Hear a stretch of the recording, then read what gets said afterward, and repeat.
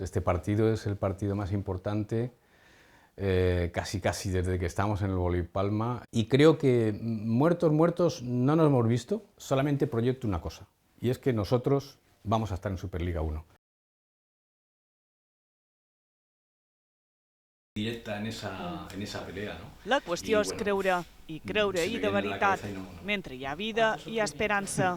La verdad es que ha sido una temporada dura de llevar. Pero bueno, lo damos por bueno con llegar al último partido ahora mismo y tener la posibilidad de la matemática, que es difícil, pero nosotros ahora mismo, o yo por lo menos, solamente proyecto en eso, en que lo vamos a conseguir, que vamos a ganar nuestro partido y que luego también nos va a favorecer el resto para poder mantenernos en eso.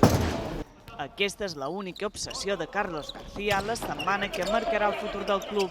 En nervios todos. Ahora bien, curamos los nervios trabajando. Fent feina a la pista per fer el millor partit possible i també els despatxos per fer una crida a l'afició. Només així es pot obrar el miracle. La sensación que vamos a tener si eso se produce y eso se consigue es, no sé, es como un balón de oxígeno enorme que te entra por los pulmones y que empiezas a respirar de otra manera, ¿no? Una permanència que encara tindrà més valor després de veure's ja segon ara fa 6 dies. Yo estaba siguiendo por una plataforma el resultado de Petrer y MB, se publicó por error el 2-2.